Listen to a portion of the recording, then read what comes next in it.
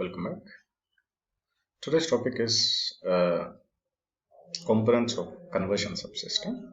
So we will discuss the sample and hold circuits and also the digital multiplexer circuits in today's class.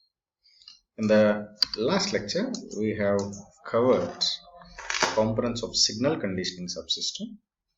One is analog LP filters and also analog multiplexers. We have seen that these two are required for processing of analog signal.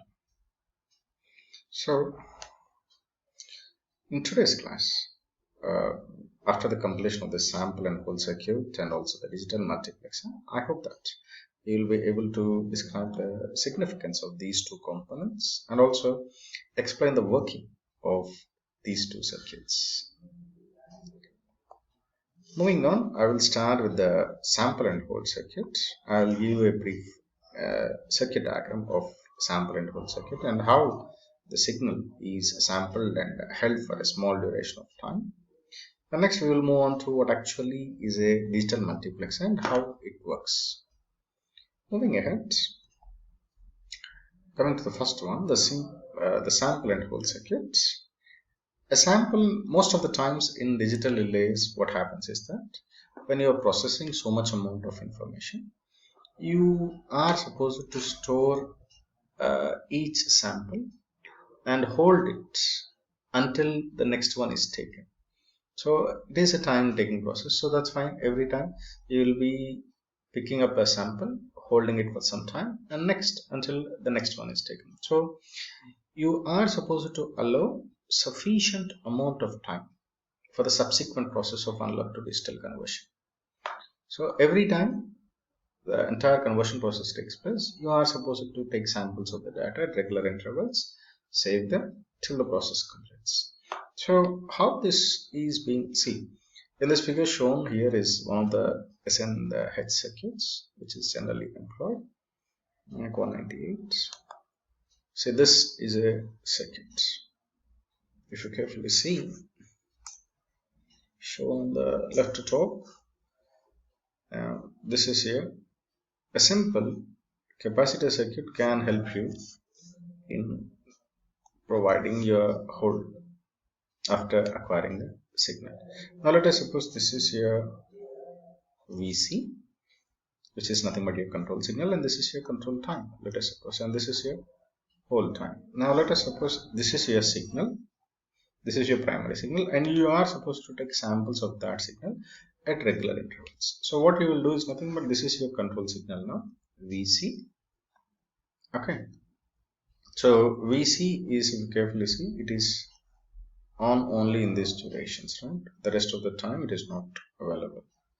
So when I superimpose this one onto this particular one, so when I superimpose this particular one onto the signal, see, the moment here this point will be noted down, and see, this point also will be noted down. And so from the during this point, see, this is a control time, this is the control time. At the end of this signal, I'll be noting down my points, and this, after, let us suppose you take one particular point. See, here I have chosen this particular point, and since here there is no control signal here, I will just maintain this one. I will hold this magnitude up to here, and the moment when I receive again a control signal, then automatically what I do is nothing but, see here, this is my value. So I will try to achieve this, right? Similarly,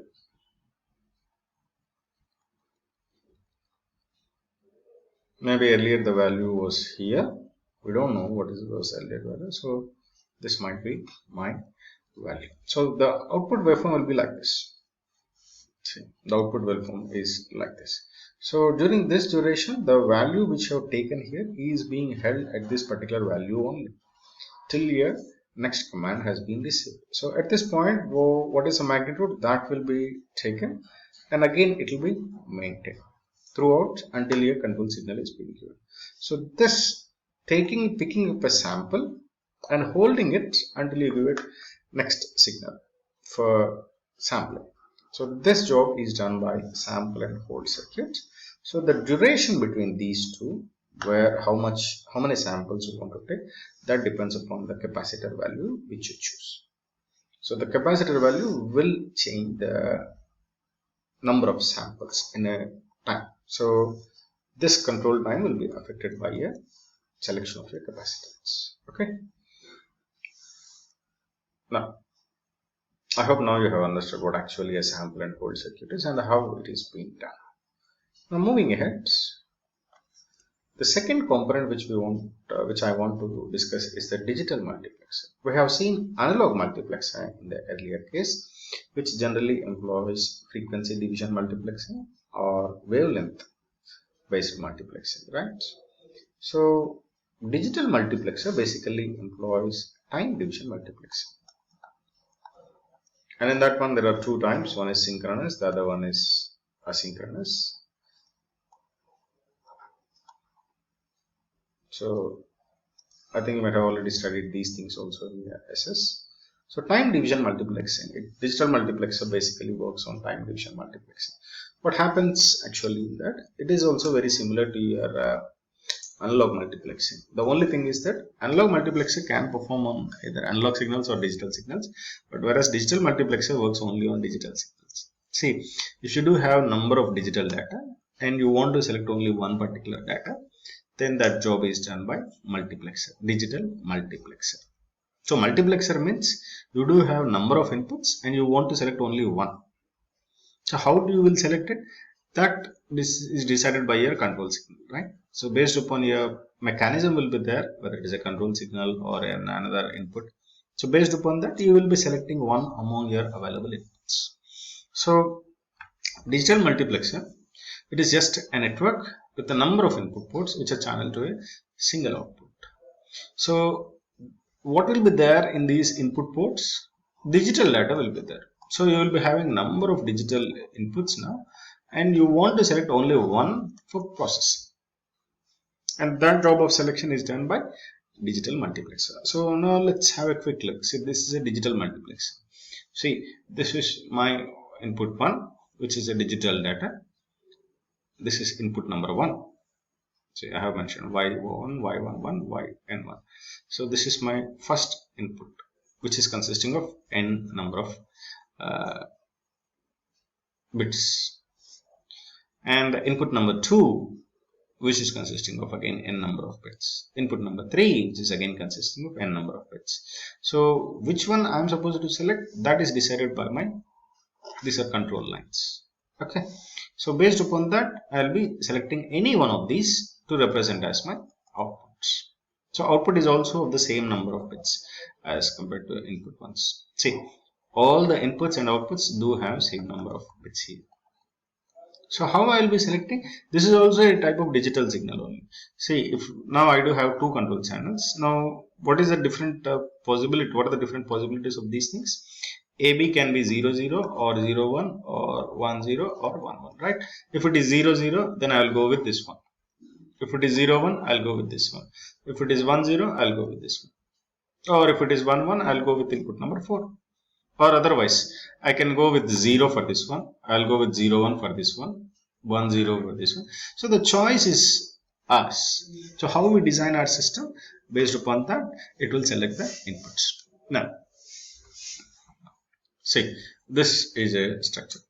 Now what they have done is, see here, the same thing which has been shown in the figure earlier. If AB is 0 0, then the output will be 0. If AB is equal to 0 1, then it will be I1. If AB is 1 0, I2. If AB is 1 1, then it is I3, input 3. Right?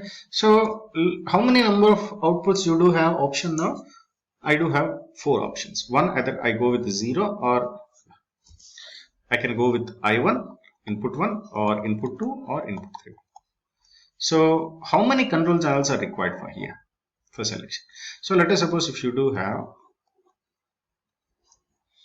n number of channels. So n inputs are available for you. Let us suppose. So how many control signals are received? How many